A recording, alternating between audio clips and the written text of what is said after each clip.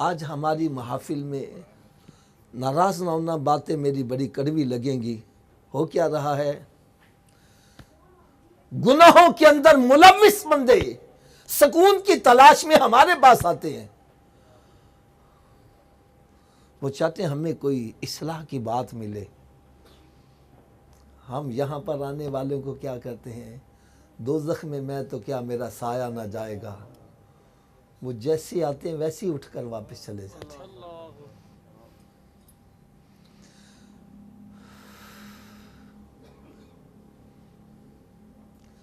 یار یہ تو ماشاءاللہ مفتی صاحب بھی موجود ہیں. یہ شاعر کا تخیل ہے نا. یہ شاعر کا تخیل ایک طرف ہے، اور دوسری طرف میرے آقا صلی اللہ علیہ وسلم کا فرمان عالی شان ہے کہ ماں باپ کو ایذا پہنچانے والا جنت میں داخل نہیں ہوگا، قطع رحمی کرنے والا جنت میں نہیں جائے گا. یار یہ سرکار کے فرمان پر کون عمل کرے گا؟ بے نمازی کی قبر میں آگ بھڑکائی جائے گی، یہ کون بیان کرے گا؟ بے نمازی کو قبر اس طرح دباتی ہے کہ اس کی پسلیاں ٹوٹ پھوٹ کے ایک دوسرے میں پیوست ہو، یہ کون سنائے گا؟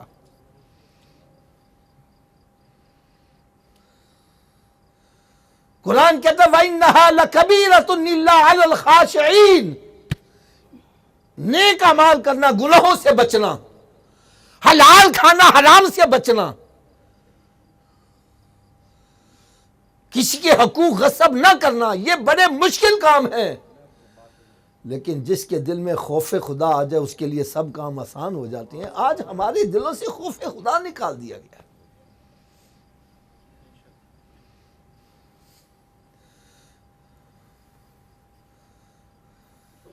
یا جتنے بھی ہم یہاں موجود ہیں، کسی کو دعویٰ ہے کہ میں جنتی ہوں؟ بولو تو صحیح یار. اس کے باوجود اکڑ کر چل رہے ہیں. اور جنہوں نے میرے آقا صلی اللہ علیہ وسلم سے جنت خریدی، کئی مرتبہ خریدی، جن کو میرے آقا صلی اللہ علیہ وسلم نے دنیا میں ہی جنتی ہونے کی بشارتیں عطا کی، یار کیا وہ اکڑ کے چلتے تھے؟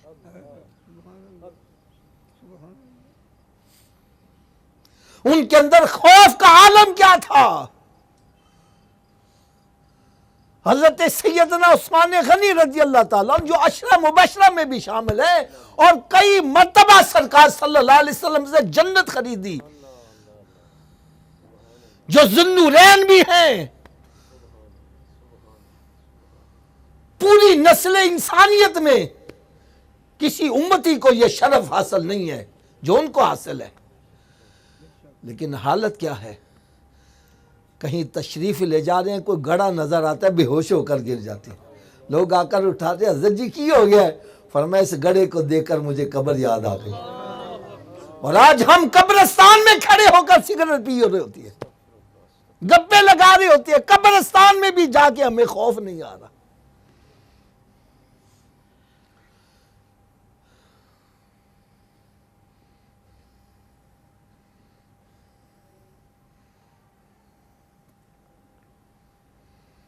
آج عوام کا ذہن کیا بن گیا ہے؟ مولوی کی بات نہ سنو، اس کی جنت بڑی قیمتی ہے، بس دو چار نعت خواں بلا لو، یہ ہمیں فوری طور پر جنت میں بھیج دیں گے. ایسی ایسی محافل جہاں سے علماء کرام کو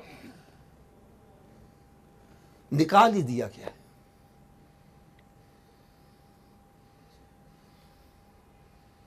میں غلط کہتا ہوں بھائی میری جھولی میں ڈال دو. حافظ صاحب آپ غلط کہہ رہے ہیں.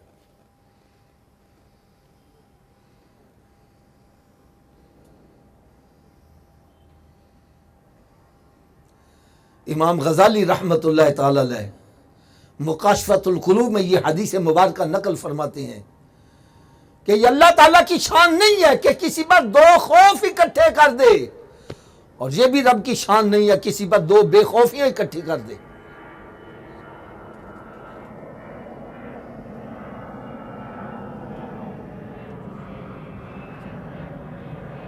اس کا مطلب کیا ہے؟ علماء کرام فرماتے ہیں وہ بندہ جو دنیا میں رہتا ہے بے خوف رہتا ہے، نہ اللہ سے ڈرتا ہے، نہ اس کے رسول صلی اللہ علیہ وسلم سے ڈرتا ہے۔ ارے جب خوف خدا نہیں ہوگا، نہ نماز پڑھے گا، نہ روزہ رکھے گا، نہ حلال کی طرف جائے گا، نہ حرام سے اجتناب کرے گا، بے لگام ہو گیا ہے، جو چاہتا ہے کھاتا ہے، جو چاہتا ہے کرتا ہے۔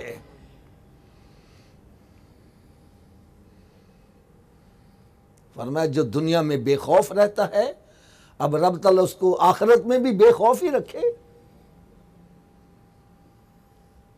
اللہ کی شان نہیں ہے۔ اور جو بندہ دنیا میں اللہ سے ڈرتا ہے، پھونک پھونک کے قدم اٹھا رہا ہے، ڈرتا ہے کسی کی دل آزاری نہ ہو جائے، اتنا ڈرتا ہے کہ لوگ میٹھی نیند سو رہے ہیں، یہ راتوں کو جاگ رہا ہے۔ والذین یبیتون لربہم سجدا وقیاما، یہ قرآن کی آیتیں کن کے لیے؟ ہمارے لیے نہیں ہے۔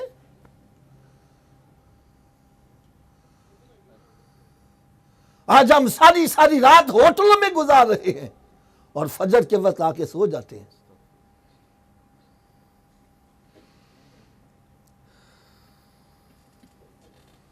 لوگ میٹھی نیند سو رہے ہوتے ہیں، یہ اللہ کی بارگاہ میں کبھی قیام کی حالت میں، کبھی سجدے کی حالت میں رو رہے ہیں۔ پتہ نہیں جو ہم نے نیکی کی ہے وہ قبول بھی ہے کہ نہیں ہے۔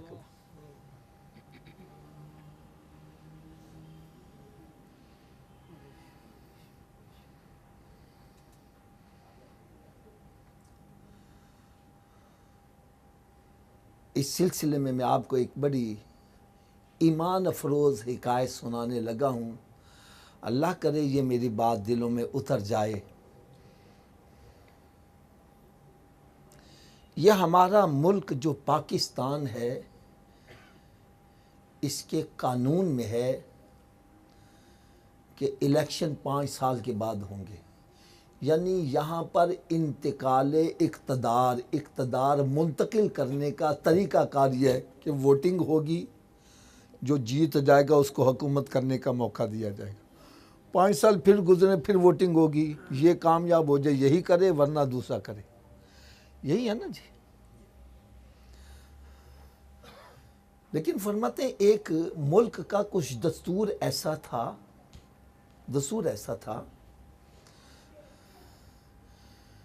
کہ انہوں نے ایک مجلس شورا بنائی ہوئی تھی، معززین کی ایک جماعت تھی، وہ جس کو چاہتے بادشاہ بنا دیتے، جس کو پکڑتے بادشاہ بنا دیتے، اور جس کو بادشاہ بنا دیتے تخت پہ بٹھا دیتے، پھر 5 سال تک اس کو کھلی چھٹی دے دیتے، جیسے مرضی حکومت کرے۔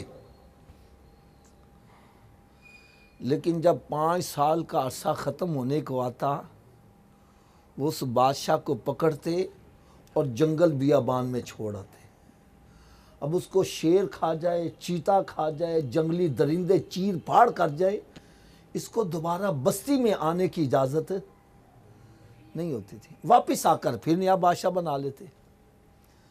ہوتا کیا، جو بھی تخت پر بیٹھتا 5 سال تک خوب رنگ رلیاں، رقص و سرور کی محفلیں سج رہی ہیں، شراب کے جام چل رہے ہیں، عیاشی فحاشی ہو رہی ہے، ڈانس ہو رہے ہیں، اور لطیفے سنائے جا رہے ہیں، کہکے لگائے جا رہے ہیں۔ 5 سال تک وہ خوب موج میلہ کرتا، لیکن جب 5 سال کا عرصہ ختم ہونے کو آتا تو اس کے چہرے کی رنگت اڑنا شروع ہو جاتی۔ اب یہ روئے، چلائے، کسی کے پاؤں پکڑے، منتیں کرے، کوئی اس کے اوپر ترس نہیں کھاتا تھا، اس کو اٹھا کر جنگل بیابان میں چھوڑ کے واپس آ جاتے، پھر نیا بادشاہ بنا لیتے۔ یہ سلسلہ چلتا رہا۔ ایک بادشاہ عقل مند بھی آ گیا۔ کون آ گیا؟ مجھے بولو ذرا۔ عقل مند اس کو کیوں کہا؟ جب وہ تخت پر بیٹھا تو اس نے عیش و عشرت نہیں کی، شراب کے جام نہیں رقص کروائے، رقص و سرور کی محفل منعقد نہیں کی، بلکہ تخت پر بیٹھتے ہی اس نے کیا کیا؟ 5 سال کے بعد جہاں انہوں نے اس کو چھوڑ کے آنا تھا اسے وہاں بہترین ایک محل بنا لیا اور اس شہر سے بہتر وہاں شہر آباد کر لیا. نہ اس نے دن کا چین دیکھا، نہ رات کی نیند دیکھی، اور نہ کوئی جناب کھانے پینے کا توجہ دی، بس شب و روز لگا ہی رہا. 5 سال کے بعد اس شہر سے وہ بہترین شہر وہاں بنانے میں جب کامیاب ہو گیا تو اس کے جب 5 سال پورے ہوئے اس کے چہرے کی رنگت اڑی نہیں، چہرے پہ نور آ گیا ہے، سکون آ گیا ہے. اس کو پتہ ہے اب یہ مجھے جہاں چھوڑنے جا رہے ہیں وہاں مجھے اتارنے والا کوئی نہیں ہوگا. بزرگ فرماتے ہیں بندے تجھے بھی رب تعالیٰ نے کچھ عرصے کے لیے یہاں بھیجا ہے.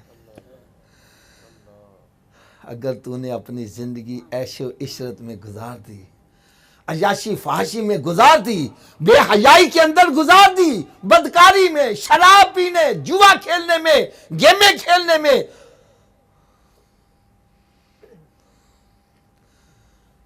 ماں باپ کی نافرمانی میں، قطع رحمی میں وقت گزار دیا، جوے کے اڈے چلا رہا ہے، بتے لے رہا ہے، جگہ ٹیکس وصول کر رہا ہے. فرمایا جب اس کو موت آئے گی اس کے گھر والے، چاہنے والے اس پر ترس کھائیں گے؟ بولو تو صحیح. اس کو اٹھا کر قبر میں پھینک کر آ جائیں گے. اب قبر میں اس پر سانپ مسلط کر دیے جائے، اس میں آگ بھڑکا دی جائے، اس کو قبر دبائے، اس کو دوبارہ پلٹ کر واپس بستی میں آنے کی اجازت ہے.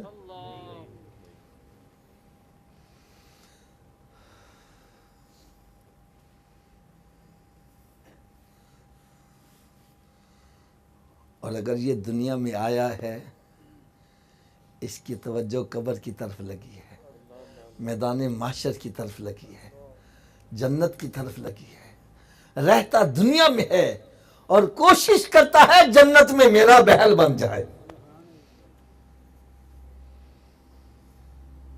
وہ کسی کی دل آزاری نہیں کر رہا، کسی کا دل نہیں دکھا رہا، وہ مخلوق خدا پر رحم کر رہا ہے، وہ نماز کی پابندی کر رہا ہے، وہ روزے رکھ رہا ہے، وہ زکوٰۃ دے رہا ہے، وہ حج کر رہا ہے، وہ پڑوسیوں کے حقوق کا خیال رکھتا ہے، وہ حرام کے قریب نہیں جاتا، وہ حلال کی جستجو میں لگا ہوا ہے.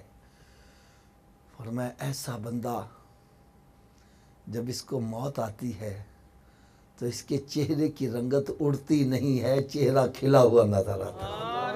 یار آپ حضرات اس بات کی گواہی دو گے، آپ بھی اسی معاشرے کے فرد ہو. میں کوئی ایسے بندوں سے گفتگو نہیں کر رہا جو اس معاشرے سے باہر آئے ہیں. یار کئی ایسے مرنے والے چہرہ دیکھ کے پتہ چلتا ہے یہ مرا ہوا نہیں، یہ تو سویا ہوا لگ رہا، یہ بھی اٹھ کر بیٹھ جائے گا. یار اس کا چہرہ مسکراتا نظر آ رہا ہے. ارے کیوں نہ مسکرائے، اس کو پتا ہے جہاں مجھے یہ لے کے جا رہے ہیں وہ قبر تو میرا انتظار کر رہی ہوگی، وہ قبر تو جنت کے باغوں میں باغ بنی ہوگی، قبر میں مجھے سونے آقا صلی اللہ علیہ وسلم کا دیدار نصیب ہوگا.